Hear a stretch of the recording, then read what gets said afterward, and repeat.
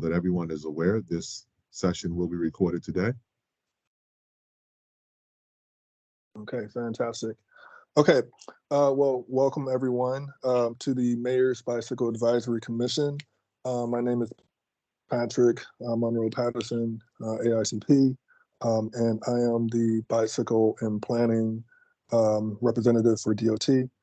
Joining us here today is Mr. Eli Pawson, and let me know if I said your name incorrectly, Eli, but Mr. Eli Pawson, representative of the Department of Planning, Mr. Sean Becker of Baltimore City Recreation and Parks, Mr. Alan Robinson of the Mayor's Office, also our Vice Chair, Mr. Dan Knopp of, and again names, let me know if I'm doing them wrong, Mr. Dan Knopp of Public Health, Sergeant Kurt Yorkovic of the Baltimore Police Department, Mr. Noor Tudor, DOT Traffic Engineering, fantastic, and Mr. Peter Jackson, who is the business rep. All right, so I believe we have a quorum. I would now like to officially begin the Mayor's Bicycle Advisory Commission. Today is June 28th, 2023. And do I have a motion to move forward? Yes, I'm just quick housekeeping. We do have the motion to move forward. Will you be driving the slides today, or do you want me to Yes, go ahead and actually, I bring that up? realized that. Yeah, I realized that. You know, I am working on my laptop. Here at So you want DOT, to bring we're them up? still setting up our, yeah, bringing them up now.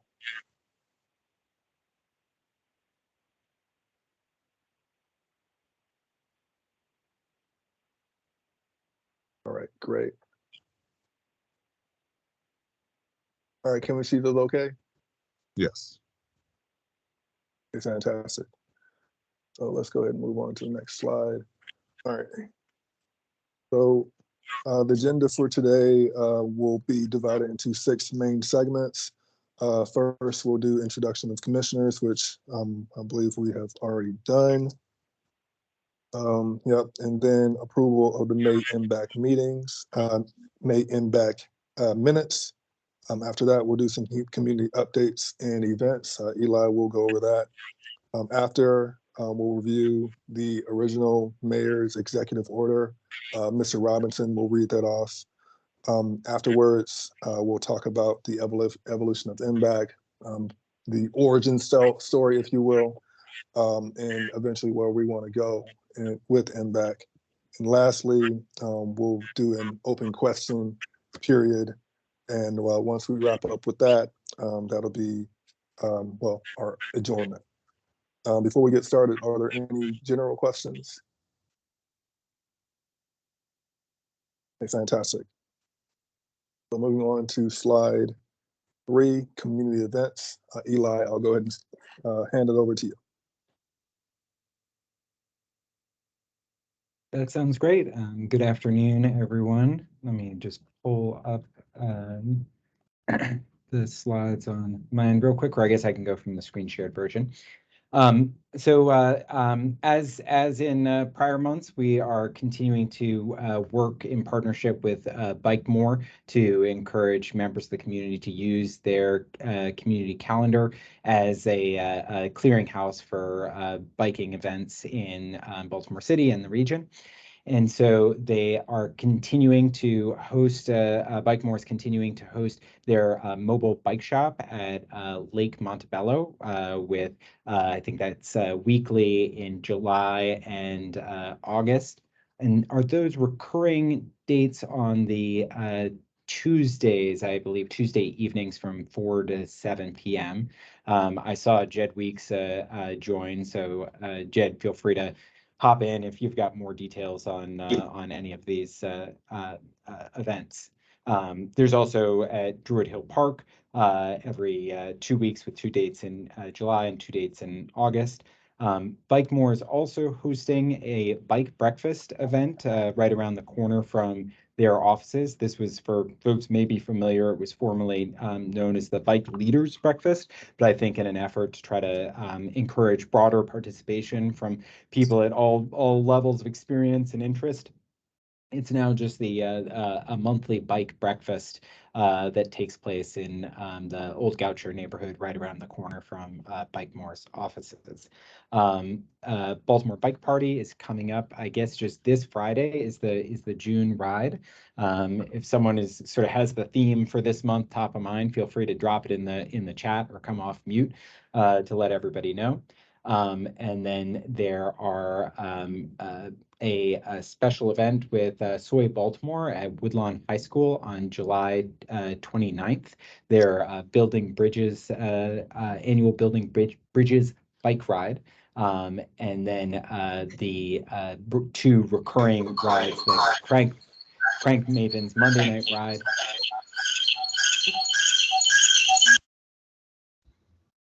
And the Taco Tuesdays ride on Tuesday nights that meets at Mount Vernon Place. Does anyone have any other events that didn't make this list that they wanted to give a shout out for coming up in the near future?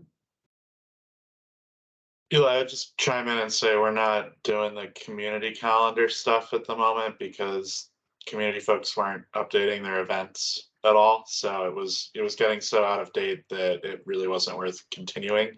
So at some point, maybe we can talk about how we can better try to get people in the community to either update events on our calendar or find another repository for stuff like that.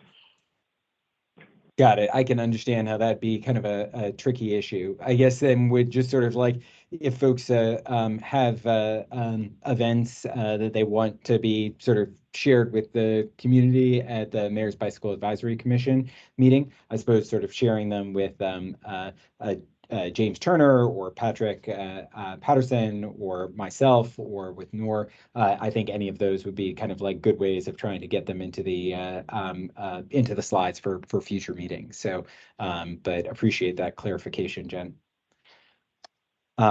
I do know of one additional event, which is the Department of Planning, we received an invitation from a community member. I just need to pull the details real quick, who's organizing a bike ride on July 15th.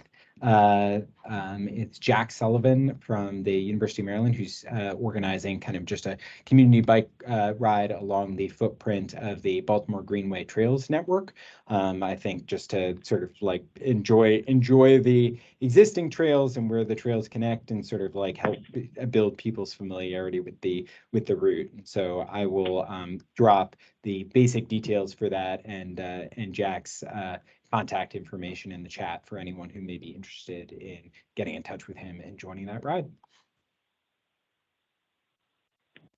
I'm not sure if anyone from Soy Baltimore is on the line. I invited them out just in case they wanted to talk a little bit more about the impetus of their event.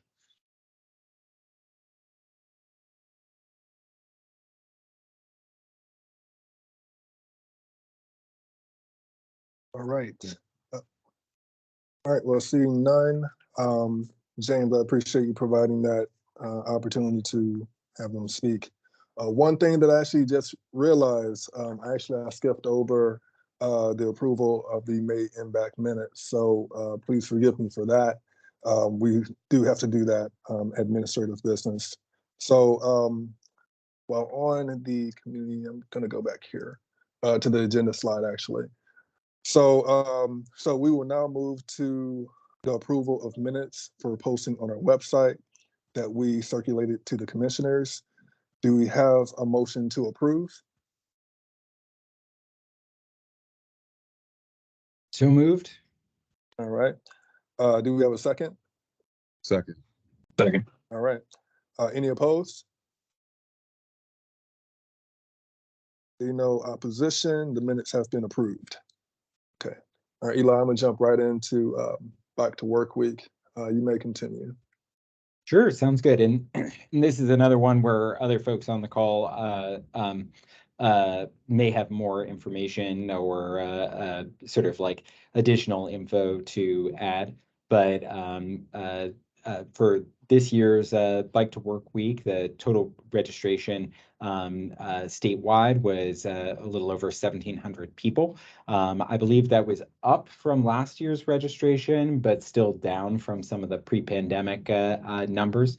And of course, there's plenty of folks who bike to work on during Bike to Work Week, but just didn't register. The sort of main incentive being the getting the Bike to Work Week T-shirt. Baltimore City had over 650 people registered, which was a large share of the overall total. While I know there were pit stops at Bike Moore's offices, I believe the Enoch Pratt Free Library. Patrick, do you recall some of the other pit stops from this past year? I had it pulled up earlier, but then put it down when I looked up the details on Jack's ride. I know there were another bike shops were also pit stops, but I can't off the top of my head pull any out.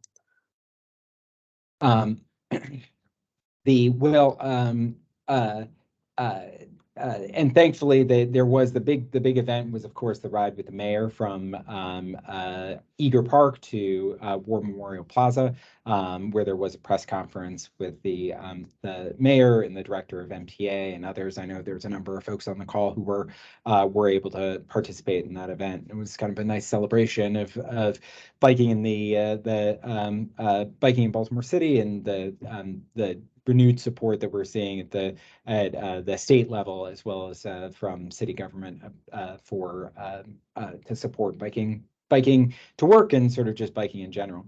I do know there was some discussion for both the Baltimore Metropolitan Council Bicycle and Pedestrian Advisory Group that some jurisdictions are moving from this kind of like bike to work model to a bike everywhere kind of model as a way of a possibly more inclusive framing around the sort of bike to work week events, or possibly being able to sort of address some of the changes of people's work and commute patterns post-pandemic.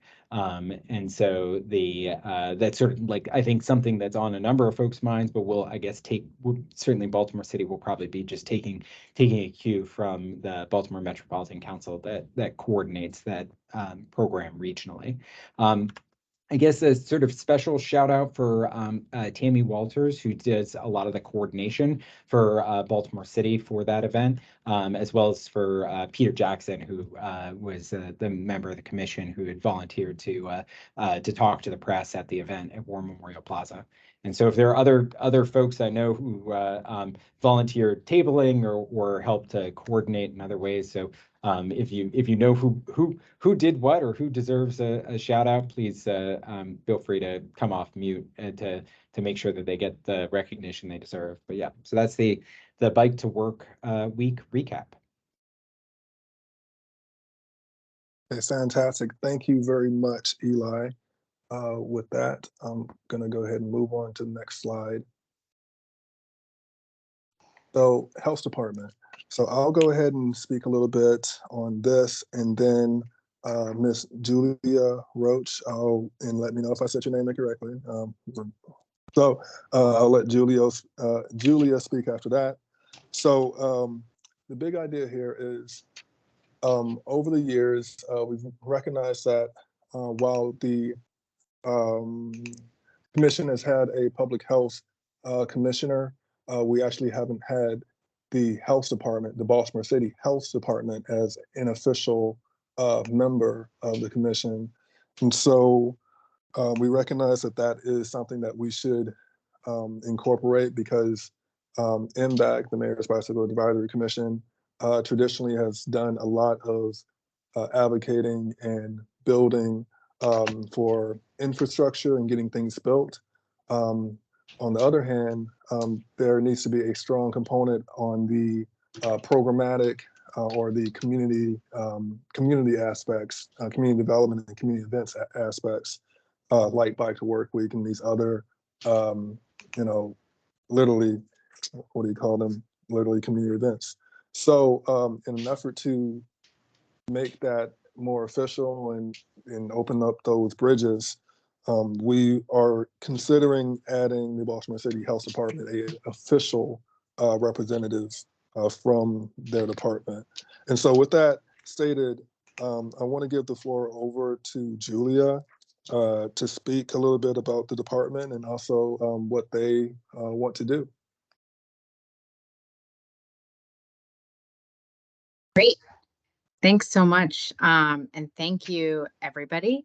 I'm happy to be here today, and we're excited to be part of this. My name is Julia Roche, so that's how you say my last name.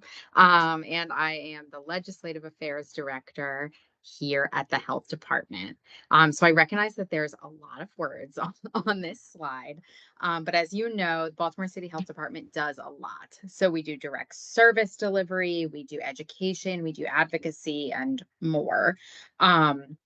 Importantly, I do want to highlight that our work goes beyond health care. I know often when people hear health, they kind of think health care, hospital, doctor's office, but our work is so much bigger than that. We know that our physical environments, the social conditions we live in, they affect our health. So our work at the health department extends to improving the conditions that we live in. So, as the Health Department's Legislative Affairs Director, I sit within the agency's Health Policy Office. And among other things, our office is exploring how we can improve Baltimore City residents' health and make our city more equitable through policy efforts. And one way that we are doing this is through taking what's called a health in all policies approach. Some of you may have heard of that before. But basically, this means looking at all policies, even those that might not traditionally be thought of as being health related, and looking at how they could affect our health, both positively and negatively. One example that I just think is so cool, the city of Philadelphia did a pilot project where they actually looked at urban green space effect on mental health. And they created pocket parks. They turned vacant lots into pocket parks. And it was like really simple. It was not, even putting in like a playground or something. It was just maintaining the lot, putting in a fence, mowing the grass. And it had a statistically significant impact on people's mental health. It literally decreased people's depression depending on how close they lived to one of these greened vacant lots. And I just think that is so cool. So anyway, that was my little example and tangent. But I do get very excited about this. Also on this slide, you can see this image here where it says social determinants of health. Again, some of you may have heard of this before, but the social determinants of health, those are those structural environmental factors that affect our health. So that's education access and quality, healthcare access and quality, economic stability, social and community context, and our neighborhoods and our built environments. And so I'm sure that you can see how transportation would fit into all of this. And we know for a fact from studies that transportation policy and infrastructure can improve quality of life. It can promote accessibility for everybody, regardless of physical ability or socioeconomic status. It supports economic equity. It can decrease injuries and death due to motor vehicle crashes. We know how important movement is. Even just walking improves our health. So if we create safe spaces for people to walk, that's good for us. And of course, we can decrease pollution. And then we just included this quote from the American Public Health Association. I just want to close with this, that transportation is an intervention point with the potential to transform individual health, community health, and environmental conditions all at the same time. So thanks again. We are really excited to be part of this effort. Awesome. Thank you, Ms. Roche. Fantastic, fantastic. I'm telling you, I'm going to get way better as we go. So all of that sounds amazing.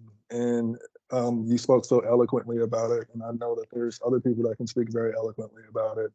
And that's why we want to have your department have a more official seat on the commission so that you can speak and really help us coordinate those sorts of opportunities.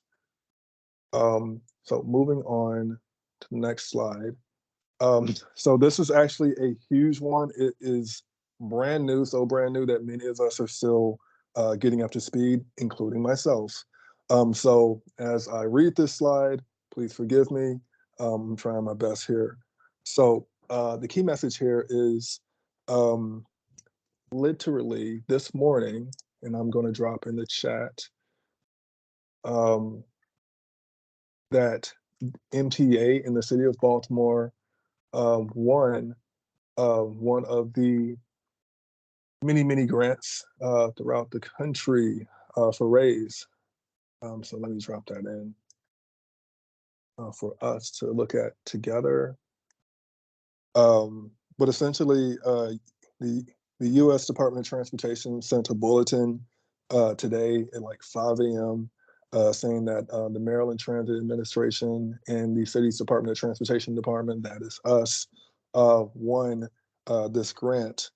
And this grant is for the project that you see on this slide here.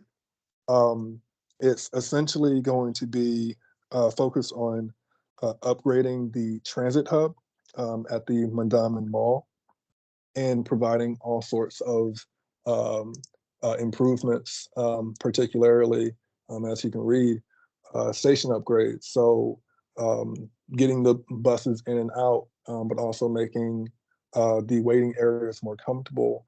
On the more comfortable part, customer service, probably purchasing bus cars and other things in an environment that's more, I guess, modern, if you will.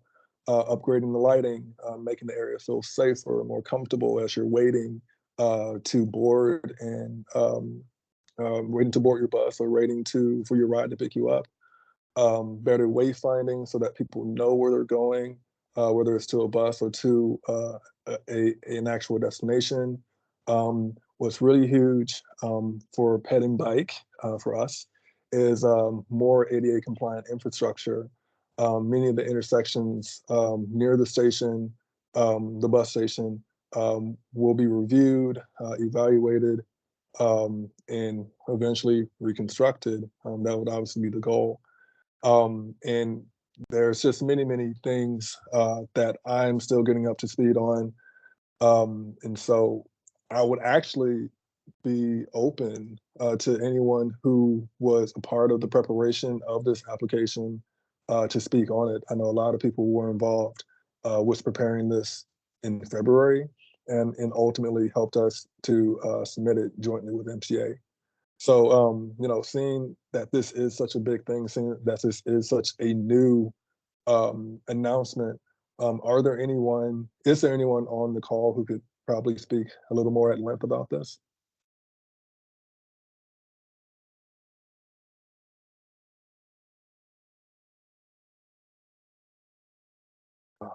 I was really hoping so. I was going to say, this sounds like something that was fairly new to everyone on the call today. So this is great information. Would you mind sharing a link to the original article or some background information within the chat before the end of this meeting so that folks could get up to speed on it during their downtime? Because it is definitely a great great announcement for the investment in this particular infrastructure right here. Yes, yeah, for sure. Before I let Kate talk, because I know that Kate was also, or Kate Foster, Director of Rails to Trails, they were also integral to helping us put together this application. And I do want to highlight, I did post a bulletin in the chat. If I can maybe get some thumbs up over the screen, if you can see that or not, that'd be helpful. But in the meantime, Director Foster or Kate, feel Thank free you. to take You can yourself just off say mute Kate. and talk. I thank you for giving me credit for this, but we did not help with this particular grant. I wish I could Oh. take credit for that. But Mm. I want to take a minute to celebrate it because it's a huge win for Baltimore and for transit in general.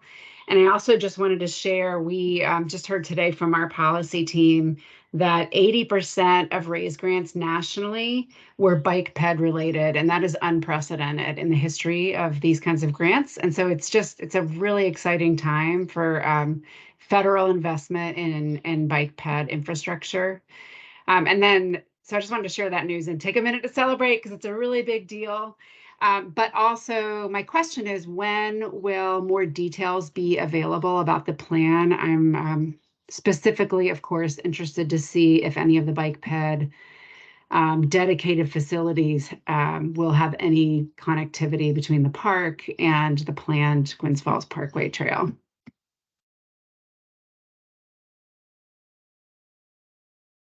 Well, I will be completely honest with you. I don't have an answer to that today, but we do have your question in the transcript. If you could actually add it to the chat, I'll make sure to record it, and then Okay. I'll follow up with you. Okay, thanks. I believe we have someone else. We have Caroline was first, and then we have Miss Linda Batts. So Carrie, you start, and after you're done, we'll have Linda go.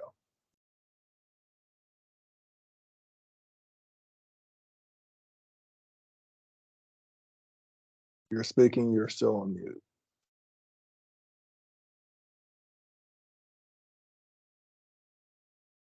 Can you hear me now? Yes. Okay. Well, just a question.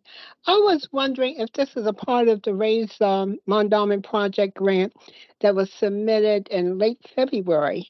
And for the improvements that you're talking about on the slide, Mr. Jonathan Sussman was spearheading that grant application to the federal government.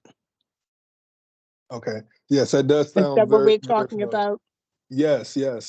Everything's coming to a head now. So many emails that I receive every day. Yes, I do remember Jonathan Sussman, and this was submitted in late February, so I can confirm that.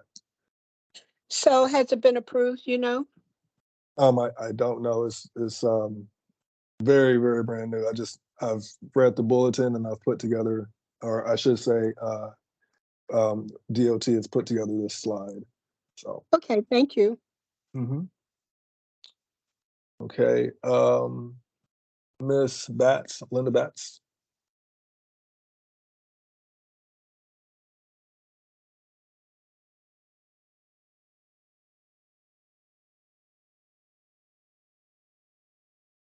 Good afternoon. There we go. Good afternoon. Hi. Can you hear me? Yes, we can. Can hear you. I'm sorry, can you hear me? Yeah. Yes. Okay, yes, thank you. Thank you. I do apologize. I just, the lady before Miss Carey referenced the proposed Gwynns Falls Parkway Trail. And she was very specific in that description. Can someone please edify and talk a little bit about what the proposed Gwynns Falls Parkway Trail is? Yeah, sure. So the Gwynns Falls, the Gwynns Falls Parkway section was a segment that was under, or it still is under consideration as part of the Baltimore Greenway Trails Northern Segment project. That is a project that is still in study. It was and is a concept study for a 30% plan. I believe we spoke to the Baybrook Community Church this past Monday under an invitation to do so with them and the Baltimore City Department of Housing and Community Development to talk a little bit more about how Baltimore Greenway Trail was, I guess, a status update regarding that segment.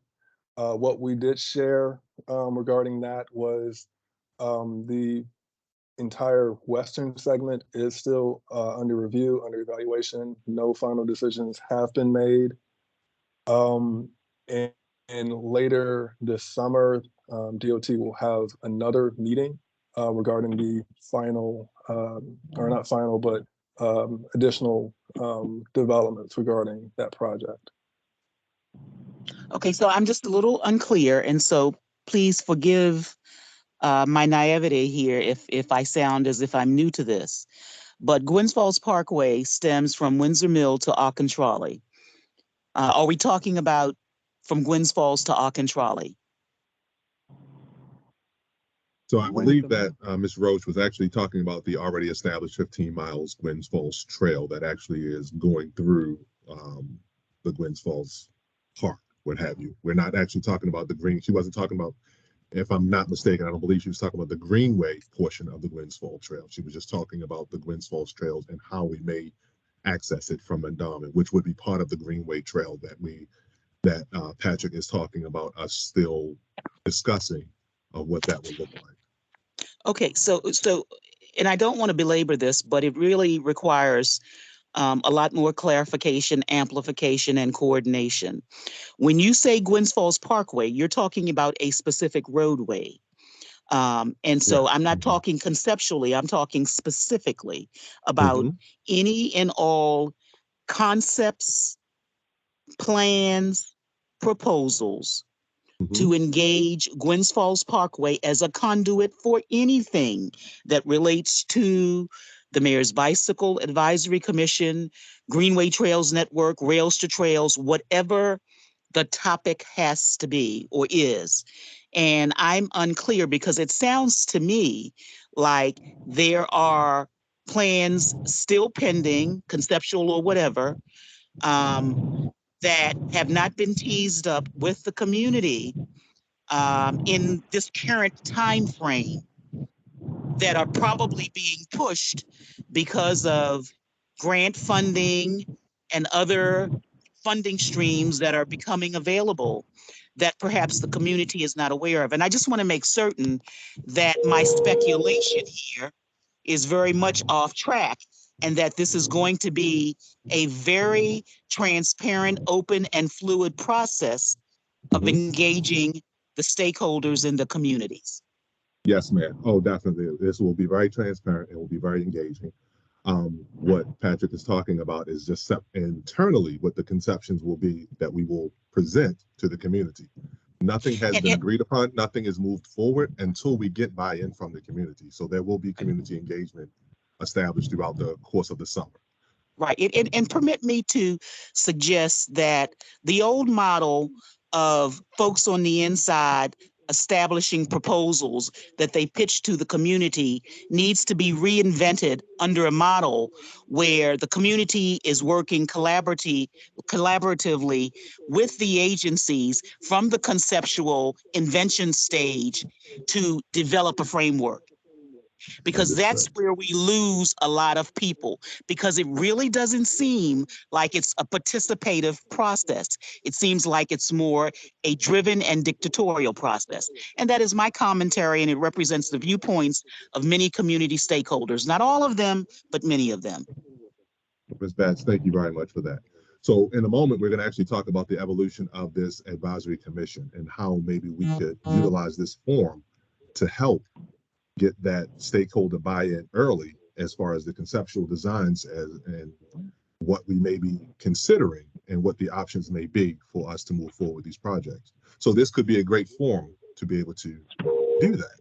But we would also definitely want to hear about other ways that we can definitely get the community and stakeholders involved on the planning side of this so that you are aware of what may be presented. So conceptually, we're all talking about, what the options may be. And collectively, we're saying, okay, let's narrow it down to 3 to 5 viable options, and let's present this on a larger scale.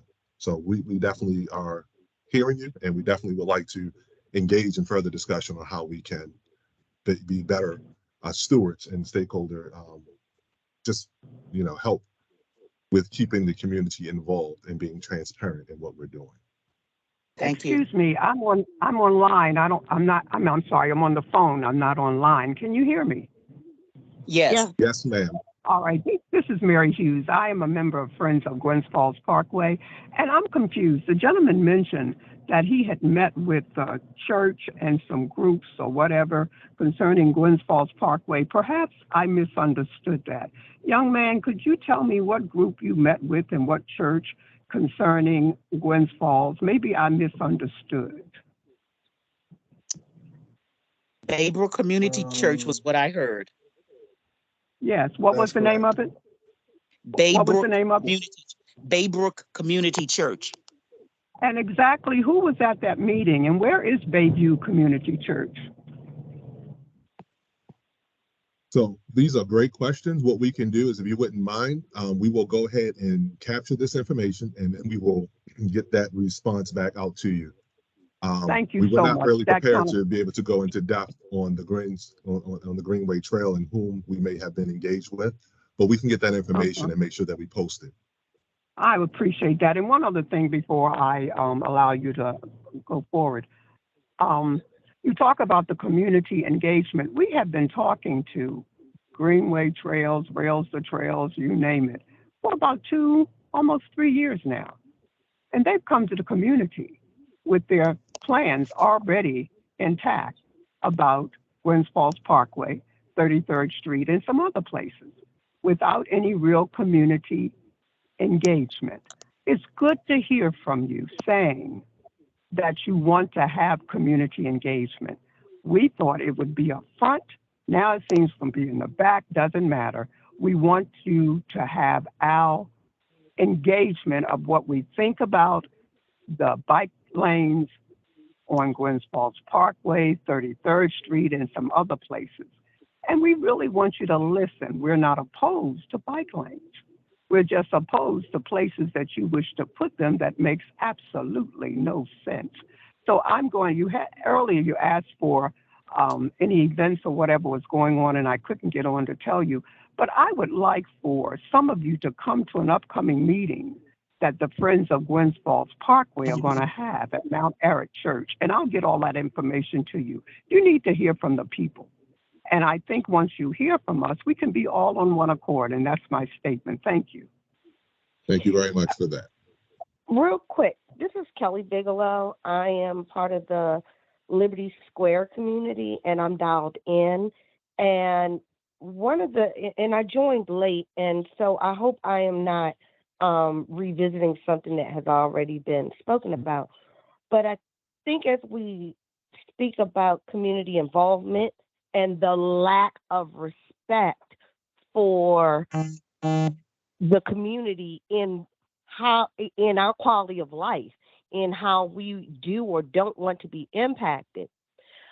My question is, if traffic study data does not support, show, and display a large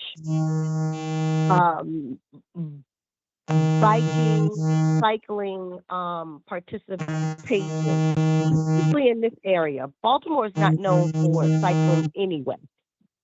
However, with the Gwynns Falls Parkway, if the data shows that ridership is very, very, very low, and homeowners and who are the highest property taxpayers in the state are avidly not embracing this because of the inconveniencing to us, this aging population, this area, losing parking, with safety being a primary concern, meaning if we're losing parking spaces and our elderly and most vulnerable have to park not in front of their homes, and we have to walk from where our cars are.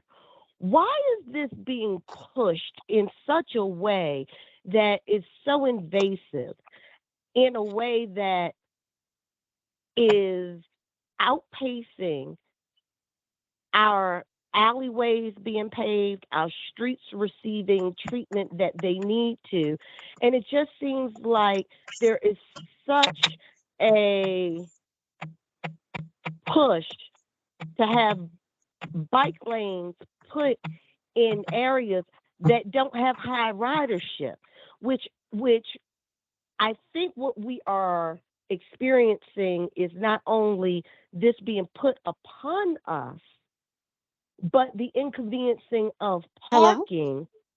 Yes. Of Okay. So I do apologize. I did not catch your name at the beginning. If you wouldn't mind reminding me. The young lady who was just speaking, who was providing her of opinion. parking, I'm sorry, of parking being taken away from us.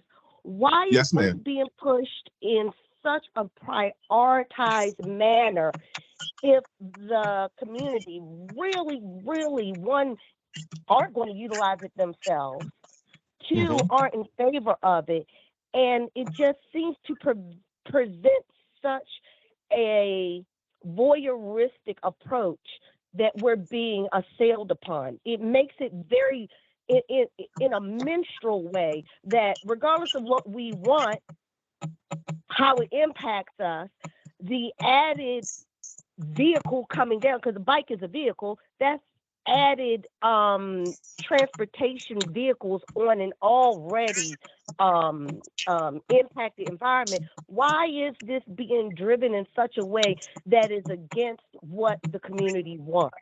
And if it, and I don't mean citywide, but it just doesn't make sense in this area with this population, with this community, to do that. So I'm just wondering, why is this being pushed,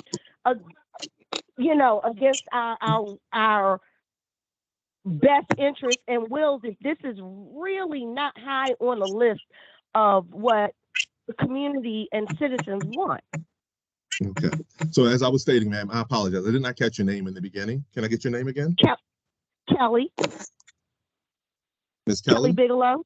Yes. Miss Kelly Bigelow. Okay. So Miss Bigelow, thank you very much for that thoughtful, your perspective on how this has been moved forward. I do appreciate that. Right now, I will say this. This is really not the forum for that because we weren't really prepared to speak directly about the Gwynns Falls or the Greenway Trail in this particular session, but it definitely sounds like we need to have further community engagement around this.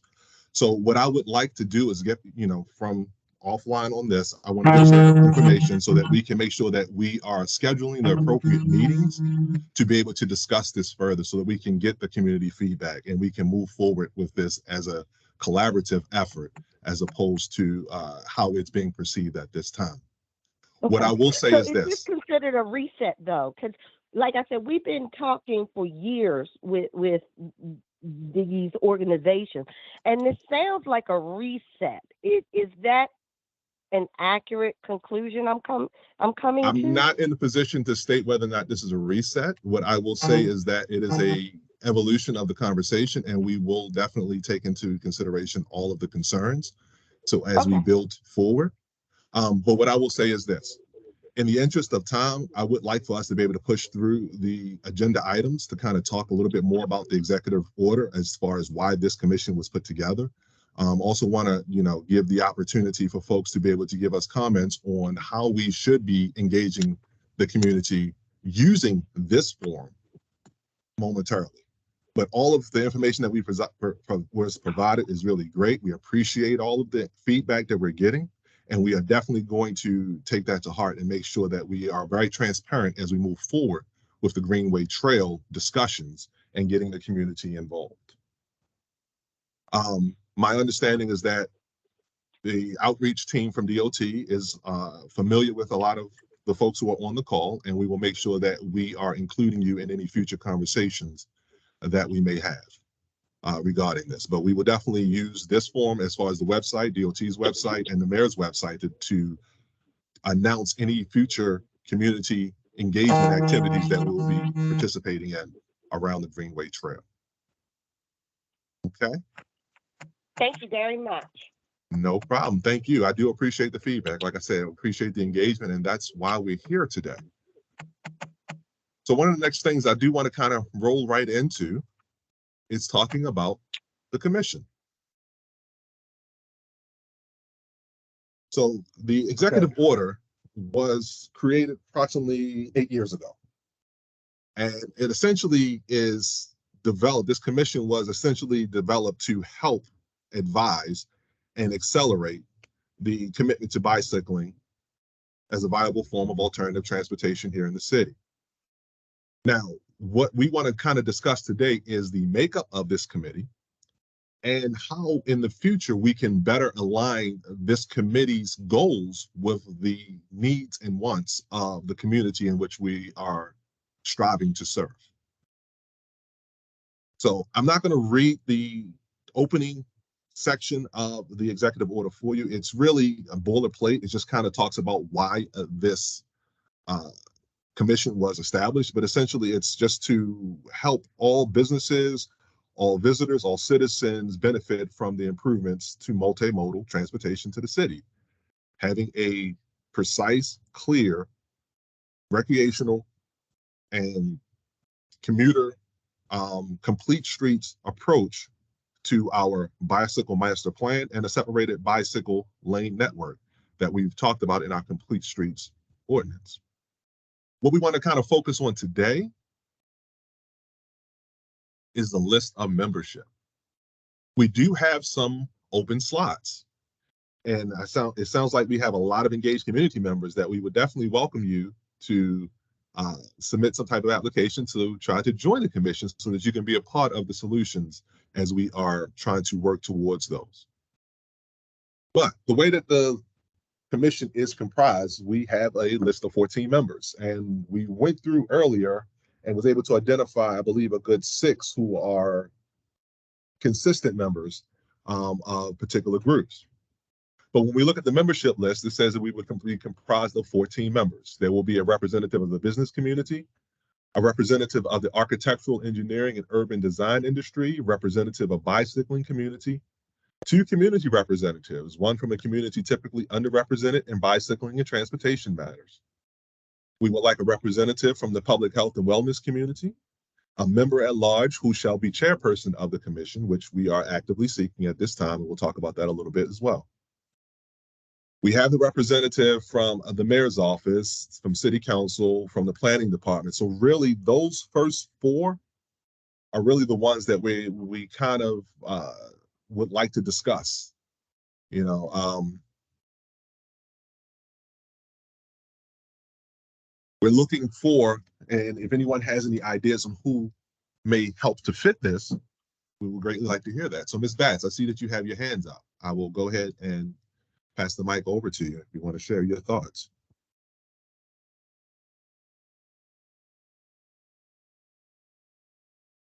If you're speaking, you're still on mute. Or is that a legacy hand, Ms. Batts? Okay. While you're working through that, you know, just let me know when you're ready. You can jump right in.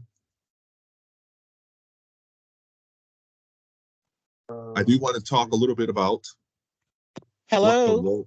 Hi, Ms. Batts, you ready? You got it? Oh, Okay. you know, I am very behind the curve in terms of managing this device that I'm speaking on. But nonetheless, thank you, Mr. Robinson, for describing the constitution of the committee, because I think when we talk about fairness and equity, looking at how a committee is constituted is at the root of diplomacy as well as democracy.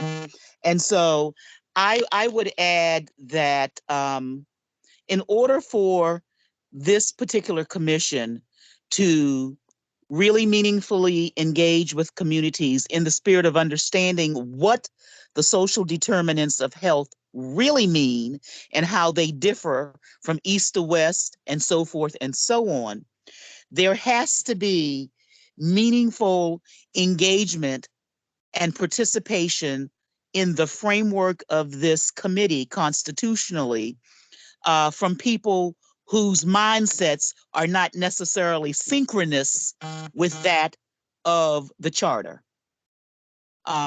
And, you know, that's a straightforward and direct point. If everybody is going to be coming from the same jar of Kool-Aid, then there's no need for us to really think about the importance of engagement. We need different frames of reference, different opportunities, different cultures, and so forth to meaningfully represent the interests of the stakeholders, not just people who line up as members of Bike More Rails to Trails, Greenway Trails Network, or who are 50% or more bike riders. I mean, there are people who are bike riders and bike enthusiasts who have a completely different framework on how this should be rolled out with community engagement. And I would hope that there is a fair and democratic process that will be available for review and consideration to allow the residents of Baltimore City to be meaningful participants as part of this advisory commission.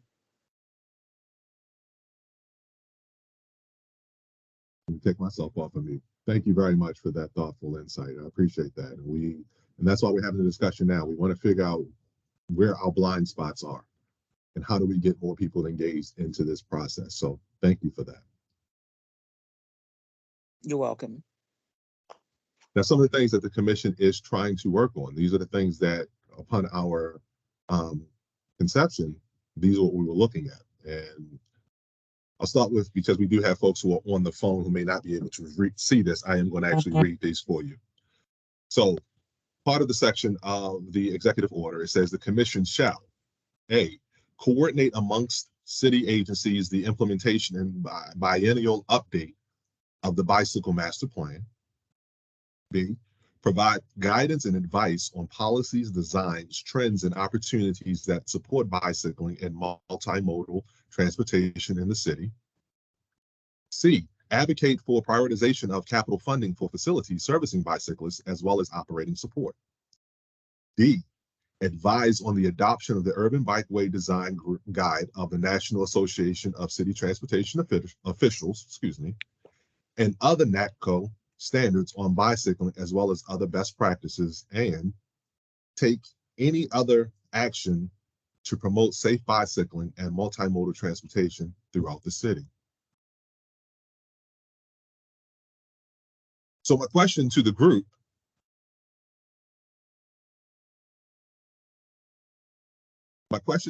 is that, are there some other things that as a commission we should be considering? And we do have some questions to help guide that conversation, but I do see a couple of hands up. I am going to give you guys the opportunity to weigh in. And Ms. Batts, I'm going to, even though your hand went up before Mr. Omar, I'm going to give Mr. Omar the opportunity to speak first. And I would like to ask that we try to keep our comments down to about 2 minutes so that we can make sure that we have enough time to keep everyone engaged and be able to move through the rest of the agenda. So Mr. Omar Hamzad. Yes, thank you very much for giving me a chance to speak here, and I appreciate the commission and what stated goals are. I just wanted to jump in and say I wanted to jump off Linda's point. Actually, I think it is definitely very important to ensure that we have diverse set of individuals from any sort of background or transportation mode or whatever when it comes to deciding where a bike lane should go.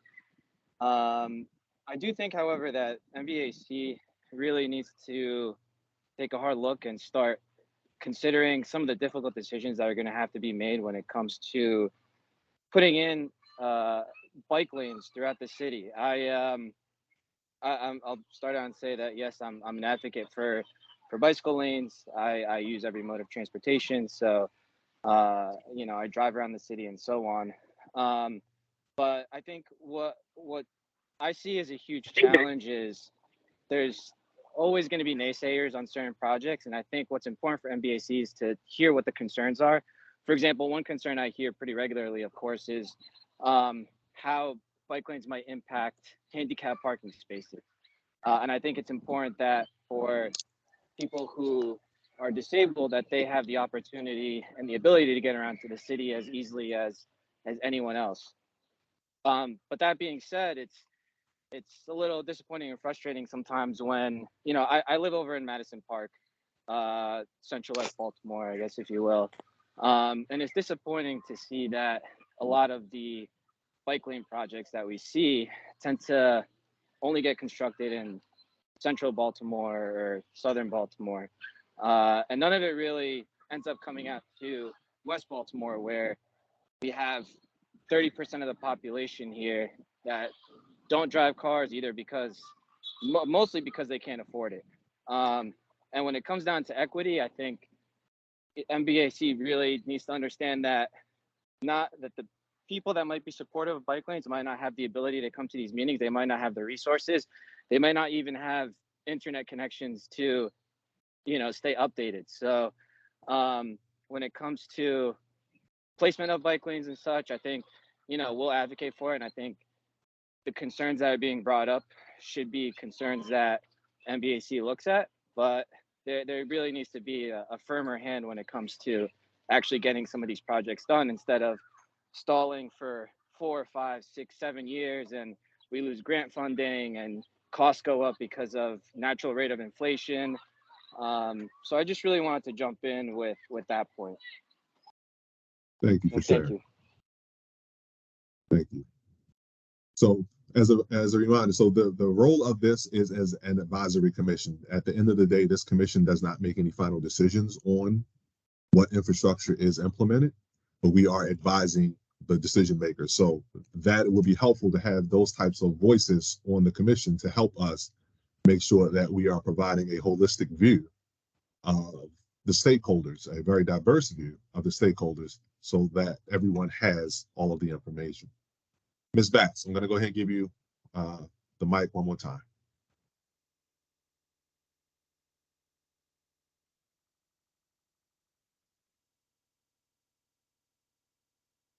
Okay, if you're speaking, you're still on mute. While Ms. Batts prepares her device, I know that she said she has some issues with it. I know that you'll jump on pretty soon. But questions in order, report them and get back to them pragmatically. So that stated, I see Ms. Batts isn't unmuted just yet. But, in the meantime, I'm going to go ahead and read the first. Well, Go ahead before and we read. Yes. as someone on the and I can't raise, so I do apologize. I'm not trying to be rude. I don't have sight into Teams. But the comment, kind of piggyback on what the gentleman made comment, like that's part of the issue that we're dealing with, that people put a hand dealt to get these projects done by DOT that has historically not just been felt, but has been proven to disenfranchise the legacy black communities in the city when it comes to transportation and openly practices redlining. With that being said, With that church, we hear. With that being said, people in the city are not anti-transportation options. We're quite the opposite. Remember, we're the city that had the red line denied to us. We're also the city that had the highway to nowhere take homes away from Black homeowners in West Baltimore. So I'm not sure if the gentleman is a transplant, but you sound like it, with a lack of historical knowledge with that statement and the feeling of being rolled over and over again for a very specialized, minute collection of people who want something when our collective transportation needs aren't being met. With that being said, we're not anti-bike lanes. What we are, we know historically that DOT has never, ever, ever, ever, ever done a great job with transportation and planning in this city. My significant other is originally from Chicago. We travel there often. He is an avid cyclist. I got bikes all over my house to the point where I'm tired of them. And I love to bike. I live across the street from Parks and People. However, it's not what you do, it's how you do it. And this implementation and this planning is being done in such a way, not just that disenfranchises, not that just inconveniences the legacy Black communities that are now having to deal with voyeurism, institutional adaptation of we want to ride through your neighborhoods to just bike ride, and it's maybe less than 20 people that even do that in that area, or utilization. It's the fact that it is done in a way that is neither to the advantage of the cyclist, because it's still dangerous to ride a bike with these bike lanes because they weren't planned well. Maryland Avenue is an example of that. Chicago did it right. Boston did it right. Those cities that took the time to actually not ham-fistedly plan and poorly plan this. We're talking about a city agency that completely botched the bridge building at Washington Boulevard, where it was built an inch too low. So we are not imagining these things. We are not paranoid. And as a technical project manager and engineer, I deal with data. And the data is being foregone because technically the data does not support bike lanes being issued as they are being planned. So I'm very interested where that gentleman got his 30% of West Baltimoreans don't drive. We actually had too many cars. That's the whole point of this green approach to transportation. It would feel better, look better, sound better if we knew that DOT was competent in providing bike lanes that don't disenfranchise Black neighborhoods, that is done in a way that doesn't redline us, that doesn't impact the beautification of our environment and the historical Olmsted medians thing at here and on 33rd Street. What I am saying is that will the commission look at other cities in their implementation plans and beautification processes and how it was done right and compare it to what it is the existing plans now? Because I'm going to Chicago next week. I plan to ride up and down Lakeshore Drive. I love it. So my question is, I will say this. Sorry, can I jump in quickly? If I may, thank you very much. I appreciate all of the comments. As I stated before, earlier on, this is not the forum to litigate the past decisions that have been made regarding this. We are talking about ways that we can use this commission to help advise future decisions and how we can keep folks engaged. And I do hear a lot of frustration, and I do appreciate that feedback that lets us know that we still have a lot of work to do and that we're going to figure out ways that we can properly keep folks engaged. What I would like to do at this point, I'm going to turn it over to Eli to give us a last minute, a last response to this particular session before we move to the next portion of our discussion for today. So thank you very much for all of the feedback. Eli, go ahead. Thank you. Thank you, Ellen. Yeah, no,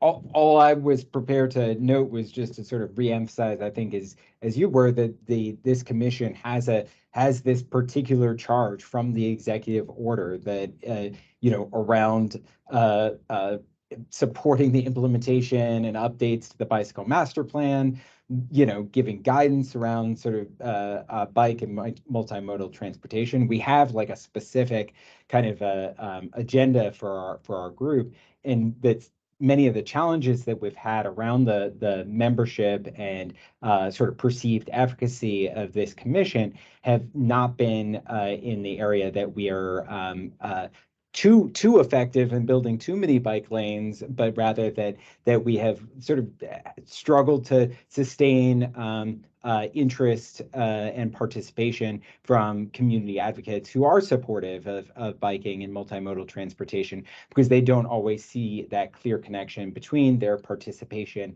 in the Mayor's Bicycle Advisory Commission and making the city safer for people who want to bike or walk or other kinds of things. And so I just kind of want to for people who are participating in the meeting and for other commissioners to just reaffirm that this is kind of,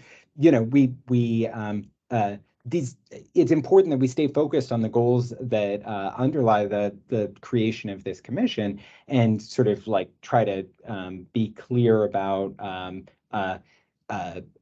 whether or not we are advancing these goals and how can we be more effective at advancing these goals, through our membership and through how we're structuring the meetings and how we're moving forward. So I just kind of feel like there's as Alan, you noted, there's some interest in a broader discussion, but for today and for this group, that's not really a discussion that we're that we should be having at this point in this meeting. Thank you for that. Okay. All right. Greg's had his hand up for a while. Greg, please. Thanks. Real quickly, I just wanted to suggest that you might want to have some representation on the commission from someone in the senior community who is desirous of aging in place, as opposed to moving to some god-awful place in Florida or Phoenix as he gets older, and what they would need in the range of all ages cycling facilities through the city. I know a volunteer. Thank you very much for that. Okay, next is,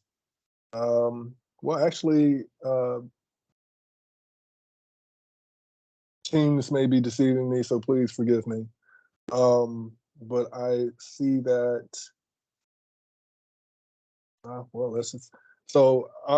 let's go with Miss Batts, and then we'll have Omar go next.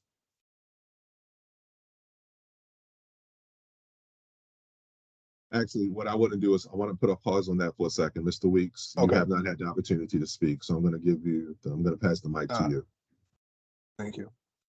Thanks, Patrick. And Alan, I was just going to recommend a fire department member. I don't believe that was in the original charter, and I think it's really important to have public safety represented on the commission. All right. So now we have the police department, and you're recommending that we also add the fire department for that purpose? For public safety I purpose? think the police department traditionally has been more about police and cyclist interactions and sort of trying to right some of the historical wrongs of basically using people biking on sidewalks as a stop and frisk opportunity.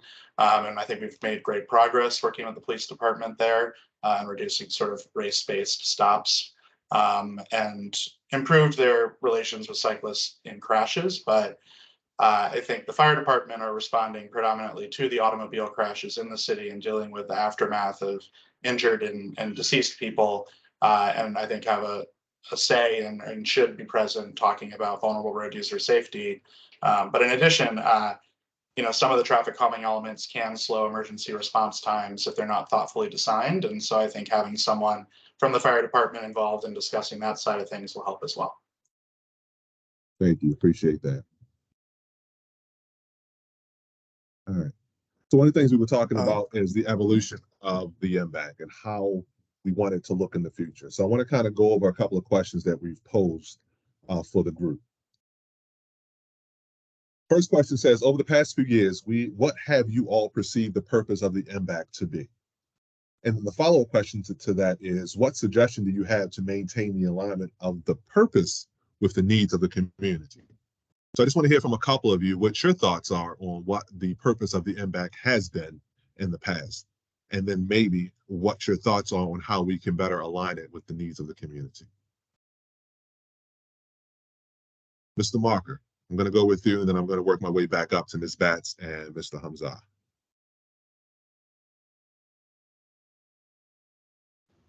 Okay, do you hear me? Yes, sir. I know. I guess this is kind of responsive to as a question you asked.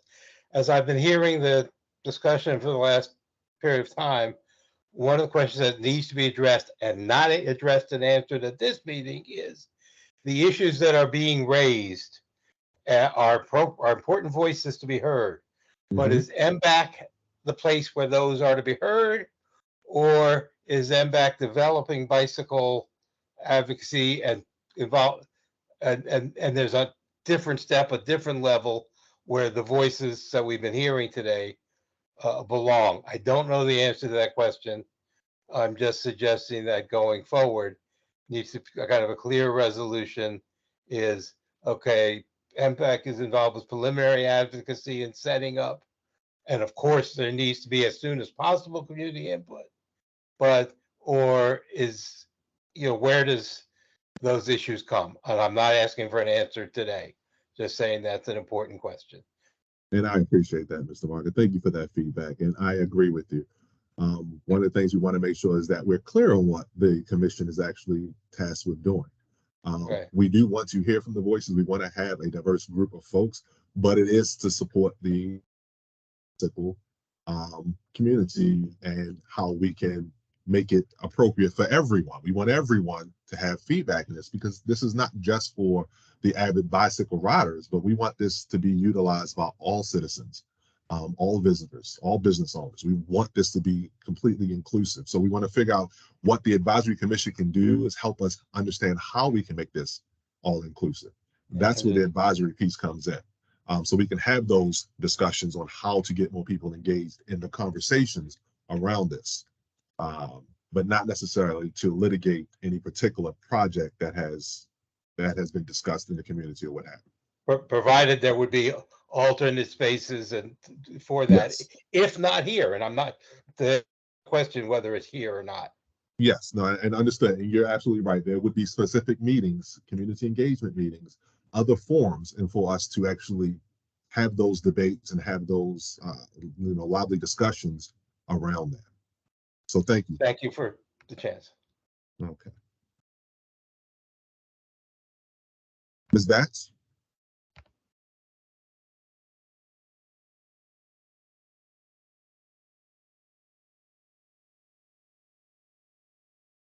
Okay, Mr. Hamza. Thank you. Yeah, on the topic of outreach, I guess, the point I was kind of bringing up before was,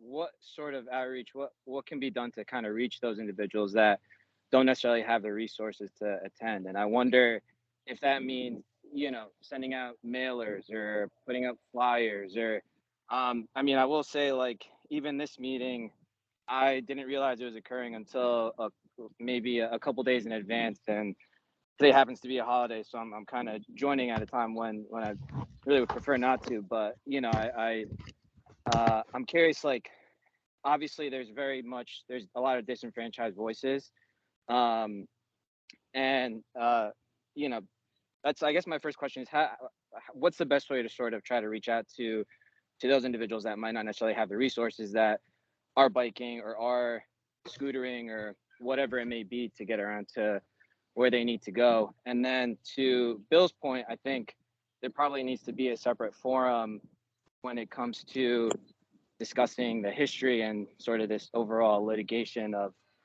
bike lanes that we have here.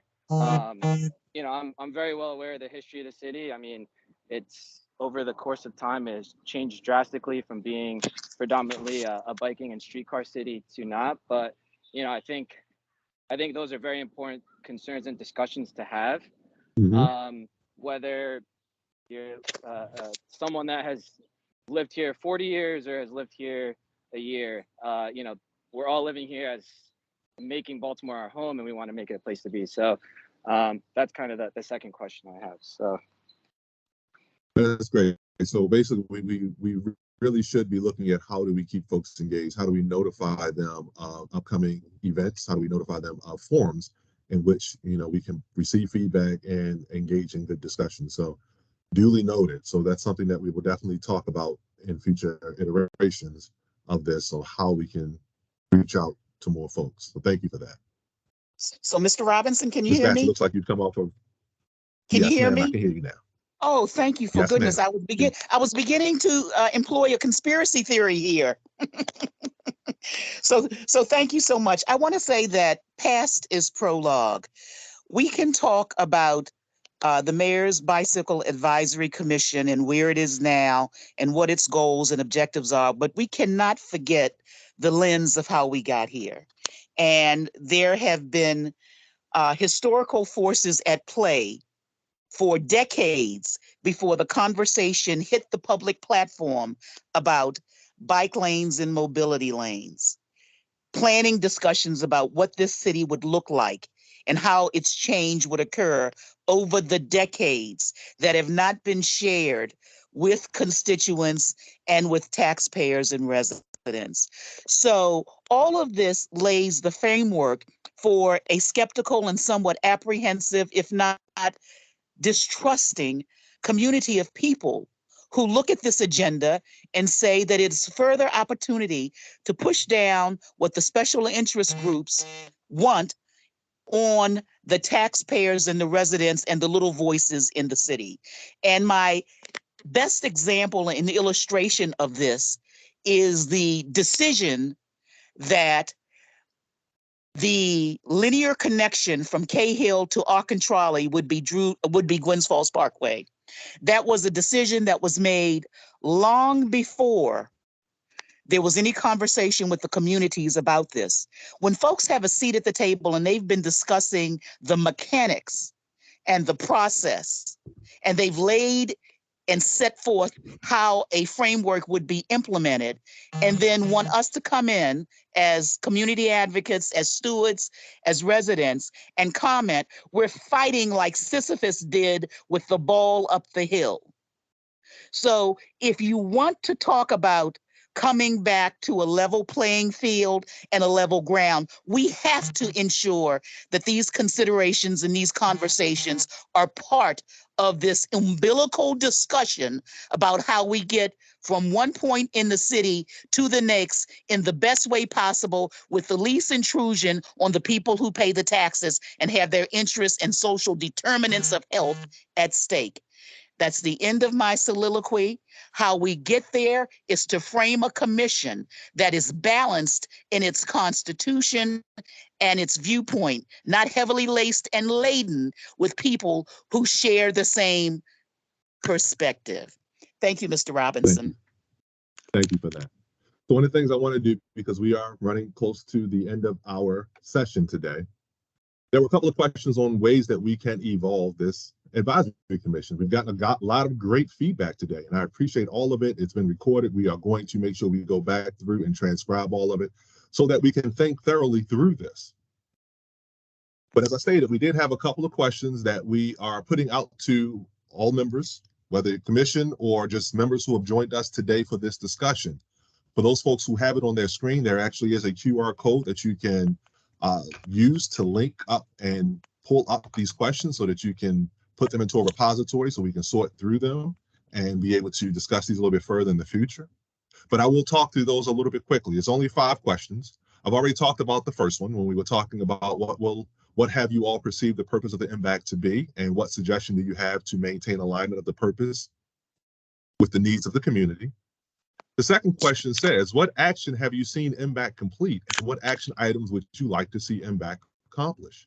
And we're talking about both long-term and short-term. Thirdly, what commissioner roles or representatives do you believe to be currently missing from MBAC? And are there any positions that you believe to be superfluous?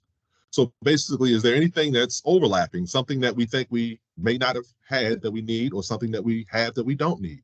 So for example, one of the things we were looking at public safety, we had the police department, but the recommendation was that, hey, we want to include the fire department as well because it's a different perspective. So those are the type of recommendations or suggestions we're looking for. Also, what qualities would you want the new MBAC chair to exhibit? As we were discussing, we actually are void of a commissioner, and we will be doing a community search for a commissioner. There is a process that will be shared in order for us to identify the new commissioner. And then lastly, in the past, MBAC meetings have taken an agency updates format. Do you like this format? And if not, what format recommendations do you have for improved engagement? So we'll make sure that, and Patrick, please correct me if I'm wrong, but this slide will be available on the MBAC site on DOT's website, correct? That's correct. Okay. So for those folks who are joining us just by phone and unable to, view this at this time, you will have the opportunity to go back to the DOT website and to review the slides that were presented today. But more importantly, I want you to take a look at slide 12 and utilize the QR code to provide some feedback so that we can make sure that we are capturing all of the information that's being presented by the community. My question then will be, I think James is also on here. In addition to the QR code, will there be another link that other folks who may not be, technically savvy to use the QR code, that they can be able to access the link to provide some information? Yeah, I can post the link in the chat, and then anyone who wants to get the link and doesn't have it, they can email me, james.turner@baltimorecity.gov, like Tina Turner, but I just nearly cannot sing as well. I have a suggestion since the councilman is on the call, and glad I can touch base with you. Wouldn't this be wonderful information to include in your newsletter that goes out to the community, James? The QR code and all this information? Well, this is the first time that we rolled this out today. So that's definitely something we can include in the future community notifications that are going out. Any community updates are going out. But Councilman James Torrance, can you include this in your newsletter?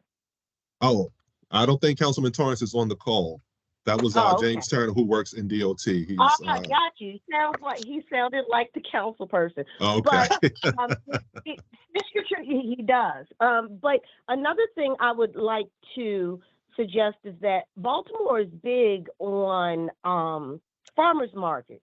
83. Why not have a booth down there? Why not have a representative down there? At any of what is it? North and Pittman, there's a farmers market there. If you got a list of the farmers markets, 33rd has one at 32nd Street, and since that is one of the areas that we've been talking about, maybe if you all utilize that as public engagement, flyers, having the flyers with the QR code on it, and that effort would probably go a long way. Okay. Thank you for that. Appreciate that. All right. You're doing a great job, Mr. Robinson. Well, thank you. So we have about 5 minutes left. Okay.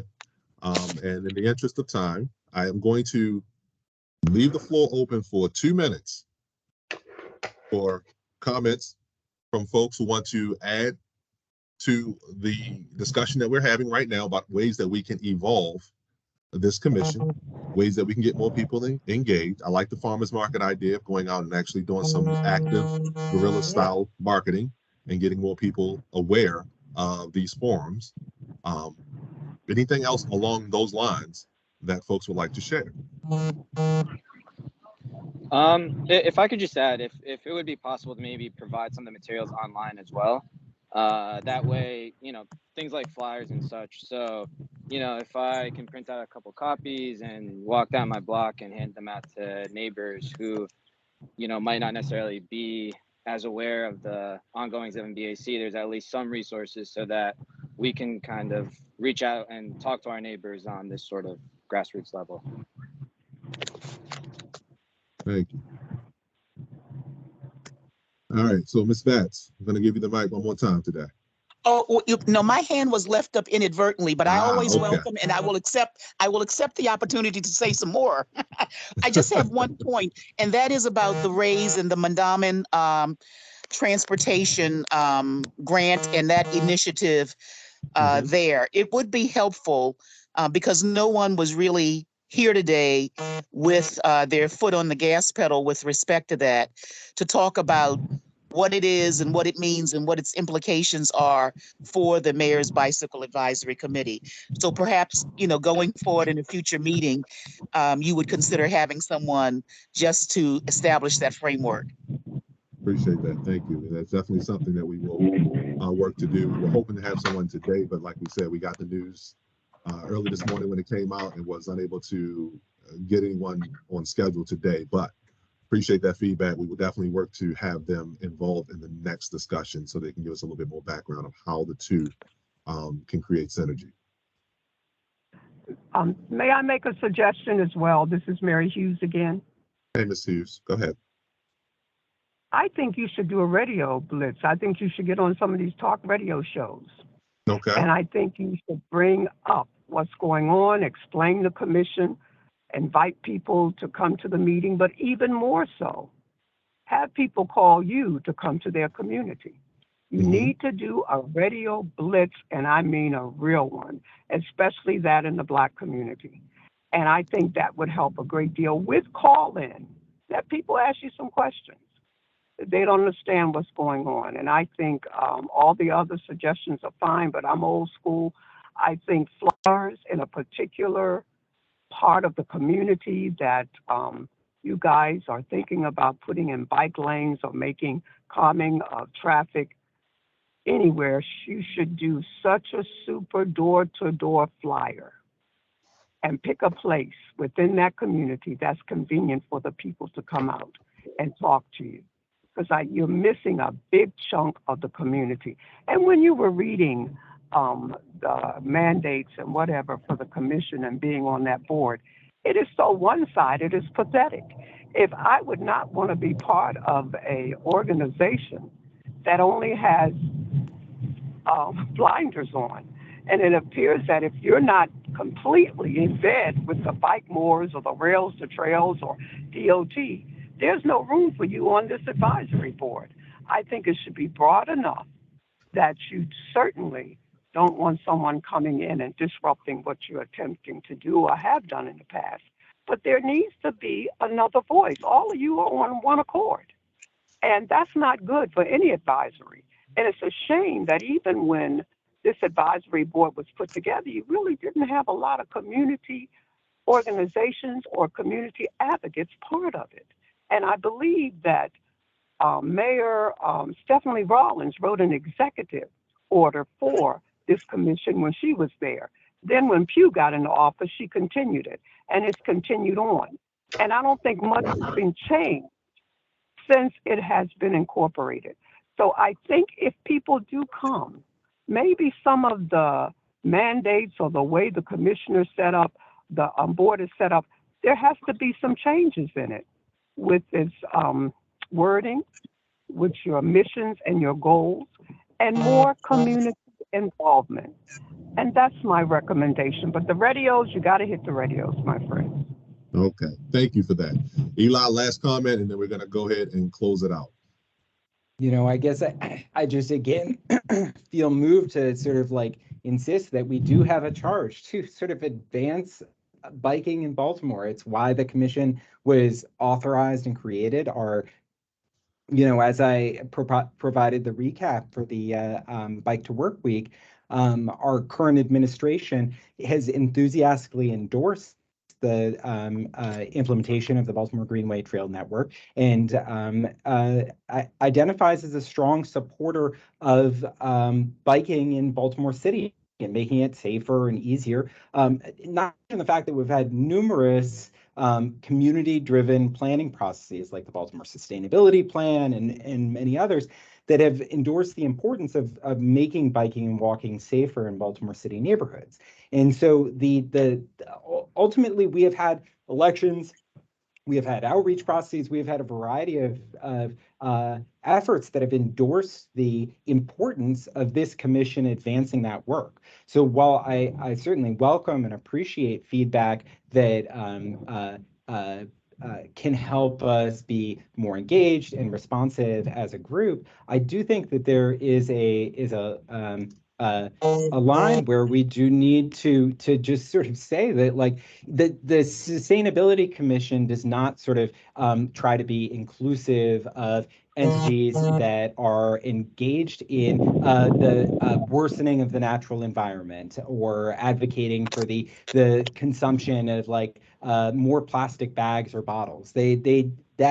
Those folks are very welcome to come and testify if the commission is having an informational hearing about sort of bags and bottles, but they don't sort of prioritize, we need to do more to include the sort of like the bag and bottle sort of advocates as part of our sort of outreach process, because the Sustainability Commission has this charge where they're supposed to advance environmental sustainability in Baltimore City.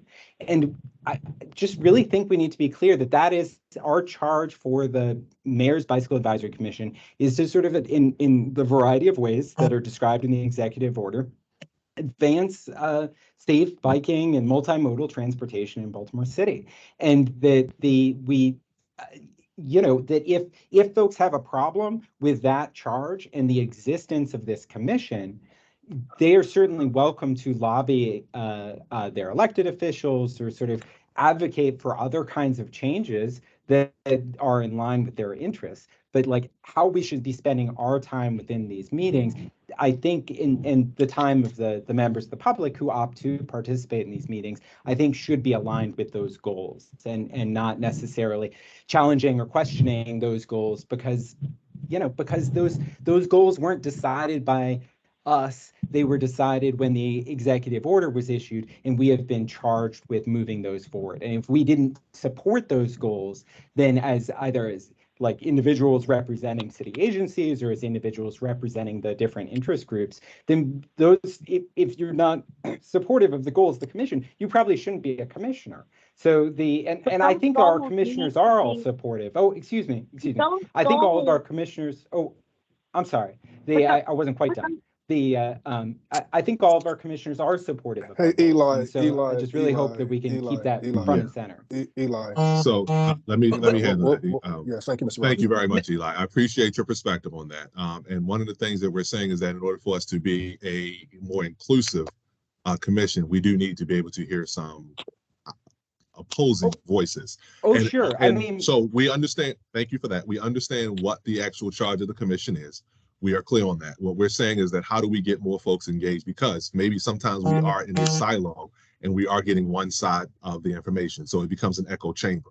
So I definitely hear you. I understand exactly your perspective on this, but I want to leave it as we are looking to be an inclusive commission. We recognize that there are strong opinions on both sides, and we may not be able to satisfy all of those opinions in this particular forum. But we do want to make sure that we are hearing. We have the opportunity, whether that's a commission seat, or if that's we specify particular meetings to have these open discussions with folks, so that we make sure that we are clear and it's not an echo chamber of the discussion and decisions that are being made, or that we're advising on, so that when we hear things, that we are making sure that we are getting a holistic approach on that. So with that, I appreciate everybody's time today. I appreciate all of the feedback that was presented today. We are definitely going to do our part to conceptualize all of the information that was presented, and figure out ways that we can provide some further information and begin our engagement process. So with that, there were a couple of questions. One of them key was, how does one join the commission? So either Patrick or James, can you talk towards what that would look like? Yeah, I can speak to it. Thank you, James. So to join the commission, we would have to get your information first. So just send the contact information over to us. To my email, james.turner@baltimorecity.gov. There's also in the survey, on the last question in the survey, there is a form. There's a section where you can actually put in a recommendation for us. And if you I don't think any of the questions in the survey are required. So you can just skip to the end of the survey, hit yes, you want to do a recommendation, and then go and fill out that section of the survey. Thank you very much. All right, Patrick, you want to close us out for today? Yes, sir. So I want to go ahead and thank everyone that did speak, Ms. Spatz, Hughes, Hamza, Mr. Hamza, Marker, and Hinecliff. You have all provided wonderful feedback, and without your voices, we wouldn't know how to move forward. So with that stated, I'm actually going to move to our next slide, which is adjournment. So again, thank you all for attending the MBAC.